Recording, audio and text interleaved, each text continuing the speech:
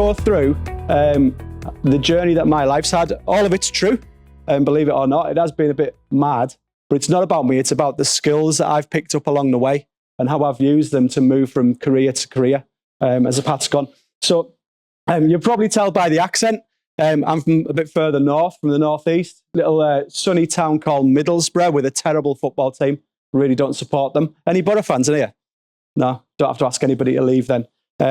So grew up on a council estate, went to school, was pretty average to say the least, pretty unnoticeable in school. And I'll show you a pic of me at school. Right, I'm the one at the back with that blonde bowl cut. So believe it or not, back in the day, what they used to do was stick a ball on your head and cut around it. Genuine story. And that's what your hair used to look like. A lot of kids had the same, just depending on the size of the balls in the kitchen, depending on what your hair looked like. But that's going back a long, long time. So went to school, got average GCSEs, C's and D's. I was fortunate enough that when I was younger that my parents took me on holiday quite a bit. Like once a year, we'd go off to the sunshine. And I got a love of travel by doing that and decided very early on that I wanted to work in travel. I didn't want to stay in Middlesbrough. I didn't want to be a smoggy, as they're called, around the cooling towers, etc. I wanted to go off and do something different. Didn't know what that entailed or where that journey would go. So I went off to further education college. Another pic of me. There you go. That's me with hair, believe it or not. That is me going off to work in a college for the first time. Things I got to start learning with soft skills. There's things about budgeting, because that's the point where my parents said, right, you can fund yourself now. So I had to go out and get part-time jobs to be able to go out and do what I needed to do to get to college. A bit like yourselves now, maybe. And then you start learning certain soft skills about being an adult. So it's no longer about relying on parents or carers, etc. It's now about moving into the real world and starting to look after yourself. So you start to grow them skills at a really young age, but you use them all the way through the rest of your life as you're going. So I did college. When I went in, I did a what was a BTEC National Diploma in Travel and Tourism.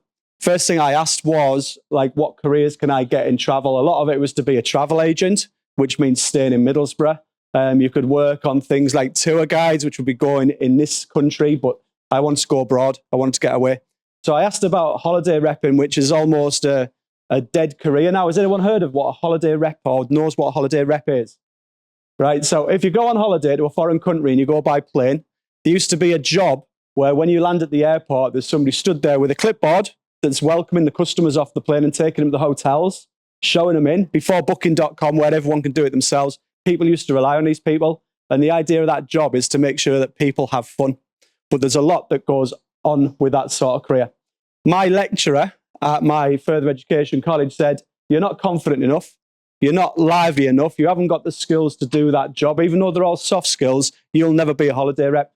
So everyone who applies, back in the day, it used to be a really sought after job. Everyone who applies for it, you used to get maybe 40 in 10,000 applicants would get the job. And my lecturer said, you'll never do it. So that was a challenge to me. And that's when I became so determined to become a holiday rep. But to get there was a long journey. I didn't take the normal route. So I did my stint at further education. I passed it with average scores again. Again, that's my lack of attention and not realizing how important that was going to be in the future, that I should have done better and probably could have got further if I'd have put my head down at a younger age. But that's just me telling you guys now with a bit of experience, you should do that. But I did start gaining a lot of skills from that, with a lot of things like where you do practical experiments, etc., where you start learning to do stuff without doing it in the real world. And again, I wish I'd paid more to that. Anyway, again, like I said, that was challenge set. So I went off to university in Swansea. When I got to Swansea, again, it's a different world. You have to learn a whole new set of skills. This is my first time living away from home. So the sort of skills that you then need to get alongside the budgeting that I've already been doing is basic stuff like cleanliness, right? And looking after a home for the first time. So you've got a room in a house with other people that you need to maintain. You all need to start living like adults. You all need to start collaborating on things like shopping and shopping budgets. You do it all yourself. It's going to cost you more. And learning to get along with people. You start communicating about what time somebody needs to be in the bathroom, because there might be 5 of you living in that house and you all want to be in at the same time. So it becomes a different sort of thing where you start putting together these life skills. At uni, I did a business management degree. It was 4 years I was meant to be there. And what they did was 6 months in the uni and 6 months in a work experience environment. And I was fortunate enough to get shipped off to France for my first work experience environment. In France, I worked for a company called Eurocamp. Has anyone ever heard of Eurocamp, or anyone been on a camping holiday? Nah. No. Right, so basically, what you do, you go out and you get a new team of people that you work with. You've all got to work very hard. And your first job when you go to France is to set up, there's the cat again. Set up these things. These are 6-man tents. So this is what the customers come on holiday to, and they stay on their holiday, and that's their holiday home for the time. So what you've got to do to start with is start putting these things up in specific places to a tight deadline, because whether you like it or not, them customers are setting off from home and driving to France to arrive at their holiday, whether the tent's up or not. So you start working under pressure, working to deadlines. You start committing that you're going to have a campsite ready. Other little skills that you learn to do is, so every one of those has beds in it. Every one of those has cooking facilities. Every one of those has fridges. So you've got to start driving a van and delivering these things. But to make that work, you've got to work in a certain order to make it efficient. You start learning about efficiencies as well, and the best way to do things and the best time scales to do things on. And you're learning from your peers the whole time, a bit like you're going to be doing over the next sort of 2 or 3 years, whichever you're schemed for, where you're learning from other people. Again, learning a big part of the soft skills that you'll get. Then from there, what they do is, if you're good at what you do, if you show commitment to what you're doing, dedication to what you're doing, then they'll take you on for the summer season. And that's when you start meeting the customers. So the people drive for 10, 12, 15, 20 hours. They arrive at the campsite tired, and it's your job to start showing them around the campsite where their tent is, where their toilet block is, where they're going to get showers, etc., and answering all the questions about the nearest, the cheapest supermarket. So you start gaining knowledge about the local area. When you get on there, they'll ask you about the weather. Every single day, someone comes and asks you about the weather. So we got adaptable in what we did. We used to put pieces of string up and call it the weather string. So if the string was hanging straight down, we'd say that it wasn't windy. If it was to the side, we'd say it's windy and it's blowing that way. If it was wet, we'd say it's raining. We use little things like that to try and entertain them all a little bit. But you become a bit more adaptable with what you're doing, and you learn from every customer. So they come back and say, oh, I went to wherever today. So you're just gathering information all the time. So there's a lot of skills learned from that. Also, unfortunately, you get a lot of unhappy campers that turn up, and they'll be unhappy because there'll be a hair in the it's gone off again. There'll be a hair in the tent. Nobody wants somebody else's hair. Obviously, it wasn't mine. Well, it might have been then because I had hair then. But you know, it wasn't clean enough. The campsite's not what expecting. So you start learning about customer service. Start learning about complaint handling skills. You start learning about how to change an unhappy person into a happy person, because all you want is happy holiday makers when they leave. So again, it's not in the line of business that you did. Mine was more about customer service, but in the roles that you'll go into, you will need things like customer service going forward. So at the end of my time working 6 months, back to Swansea. We did 6 months in Swansea, again, learning about what we were going to be doing next. Then we move on and you do another work placement, and it all comes to an end. And you then basically get given a break period. And I chose to take the break from uni and go off and do something completely different. So I went away and worked for the Inland Revenue. Do you all know what the Inland Revenue is? The tax man. Right, you learn about taxes. So when you get paid, the tax man starts taking money off you. I used to work for him. And so the skills that came with that was answering phones, constantly getting shouted at because we charge too much tax or not enough tax from people. It comes down to accountancy and numerical skills, looking into people's tax histories, etc. And that sort of, very much became a very boring job for me, because I was stuck in an office. I didn't want to be doing it. You didn't really speak to people apart from on the phone, but you did gain a lot of skills while you were doing that, actually dealing with customers, which all helped me towards my game of becoming that holiday rep. So there's me again. That was me. It's gone off again. That was me with long hair graduating. So I finally did get a HND. And then I decided that working within the Inland Revenue wasn't for me. I was going to do something different. So I set off again, using perseverance, if you like, and using a little bit of confidence. I set off and I hitchhiked into France. to try and get a job, where I got a job as an entertainment manager on a campsite, which sounds rather grand, but the skills that came with that role was different. So it used to be things like when you go on one of these camps or when you go to Butlins or anything like that, people put entertainment on for you. But what my job involved was I didn't work with anybody. I worked on my own, so I wasn't managing anybody, but they used it to entice me to take the job up. And then part of the job was negotiating skills. So every night on the campsite, we used to have bands that played. And the idea was that I would go out and meet these bands, discuss what they were going to get paid, and get them to come along to the campsite and put on a show. But everybody that came to these campsites, they weren't just British. There was a lot of French, there was a lot of Belgian, there was a lot of German. There was people from all over Europe. So you've got to try and find something that everybody could get on with.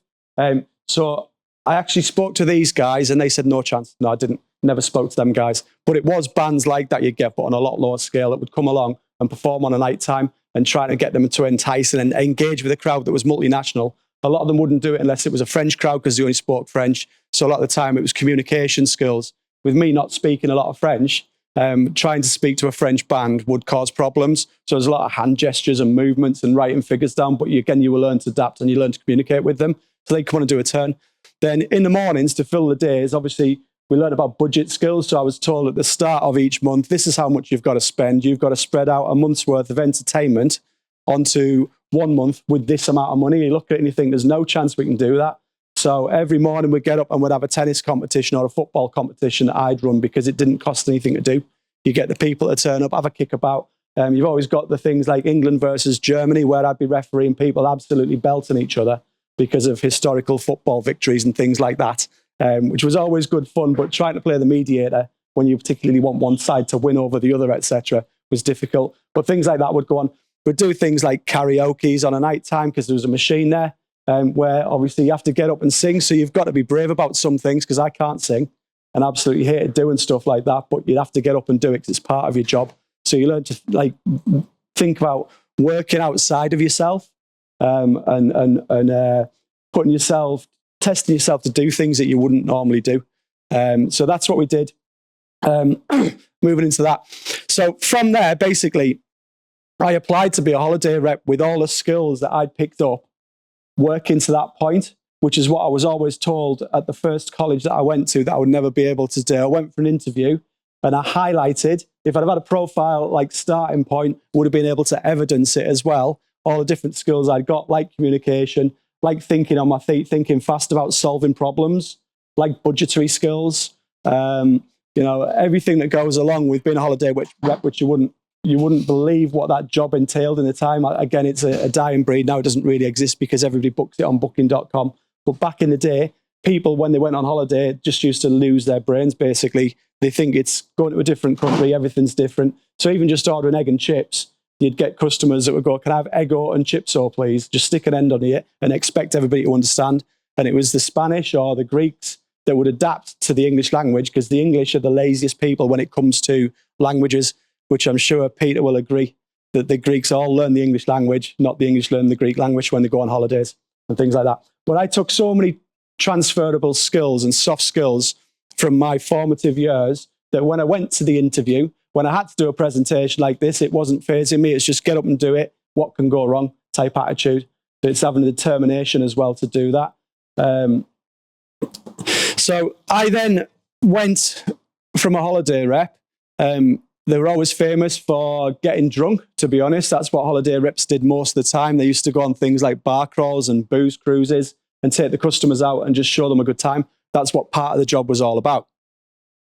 From there, I progressed into management and started managing groups of reps like myself who were getting out and working in places for the first time, a whole different way of working and using all the skills that I'd learned and teaching people about those skills. So again, it's not all about the hard skills, it's about the soft skills that go on there. From that career, I'll show you, got to show you my favourite picture. Yeah, I took this last year. But one thing that I used to love about the airports, better with a bit of sound,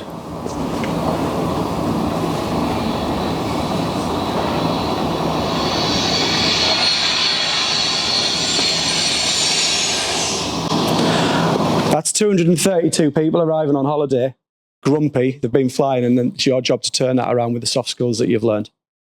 So I went into management, started looking after groups of islands, starting after teams of young people, not dissimilar to the same size as the people in this room, that were coming out and make holidays amazing for people there, with the idea that when they go away, they choose that holiday company to come back. So you're thinking about the brand that you're working for and representing the company that you're working for.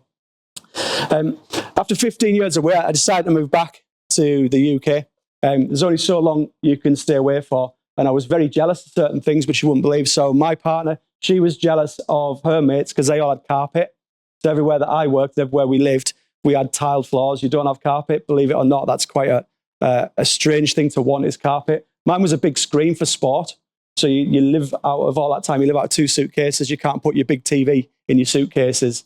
So all I want to do is come back and get a big TV to watch a sport on and a settee just to relax on because it's long days. So what I did when I first got back, I moved into working in travel agencies. Working in travel agencies, again, found myself, like with the Inland Revenue, stuck in an office, dealing with people's problems, trying to make people buy things from me, etc. And the worst bit of all was sending them on holidays to the destinations in the sunshine I used to be working in.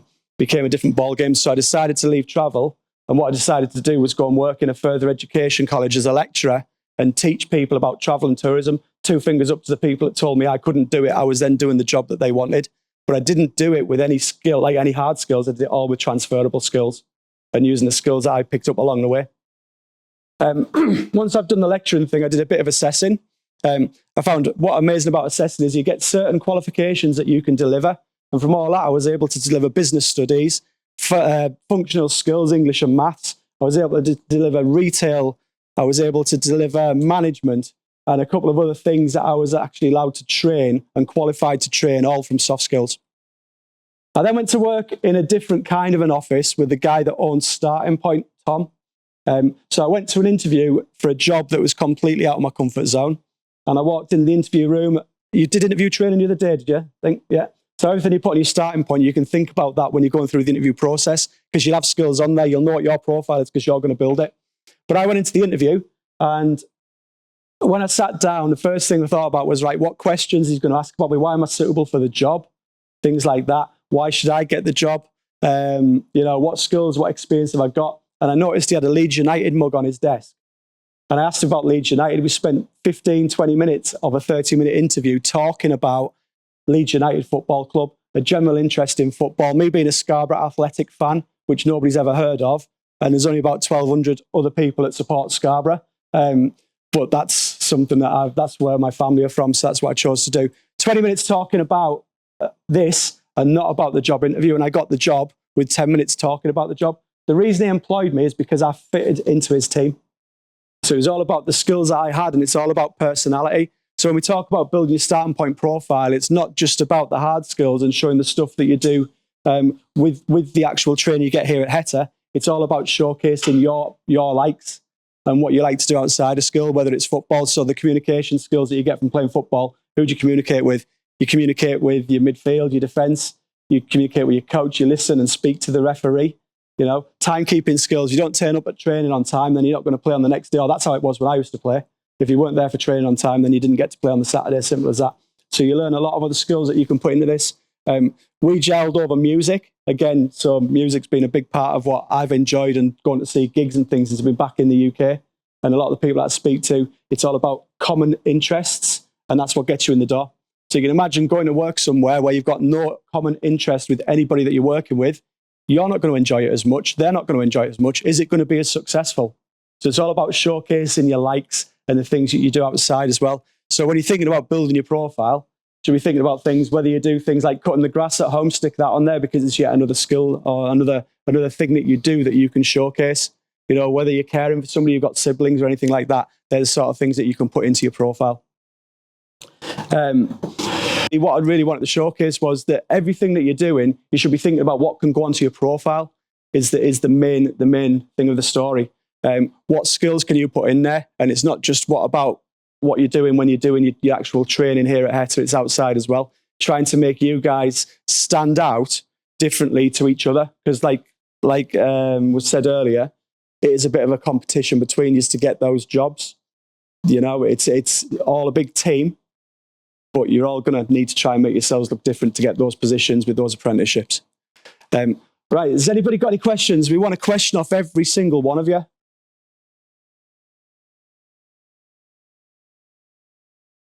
So I spent 7 summers working in Greece, where Peter's from. I worked in the Canary Islands, so Gran Canaria, Lanzarote, Fuerteventura. I never worked in Tenerife, but I went there. Worked in Cyprus, Morocco, Egypt, Tunisia, other places, around Europe, mainly in North Africa, and did one stint in Mexico, which I've got a photograph of, but I forgot to put it up.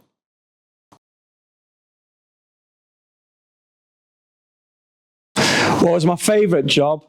There's two different reasons for it. So holiday repping, when I was a rep, was my favourite job because that was something we had to do, was work almost 24 hours a day, because those planes are coming in whether we like it or not, and whether we're feeling up for the fight or not, them planes are coming in full of people, and we've got to then we had sales targets, we had to sell to those people, we had customer service targets. But then when you clocked off, we went to the pub, and a lot of the bars wanted us to take our customers there, so you get a lot of free drinks, and it all got a little bit messy. So that would probably be my favourite job, because the social life was great. And when I was 18, 19, 20, all I wanted to do was go out and have fun. I should have listened a bit more to people like myself and Charlotte, who said, get your head down sometimes. That was my favourite job when I was younger. And then it's a mixture between this, excuse me, what I do now, and also managing team reps, because what we do with Startingpoint is change people's lives a little bit. You know, you can get when we see some really great profiles that come through and people really utilising it, and then going on to be successful in the jobs, that is a big buzz. That's something that we really get a kick out of. That's why we do it. And the holiday management side of things was getting a room of people like you at the start of a season and turning them into really lively people that had a great summer and made lots of people's dreams come true with the holidays. So that's probably my two. It's hard to put them into just one favourite.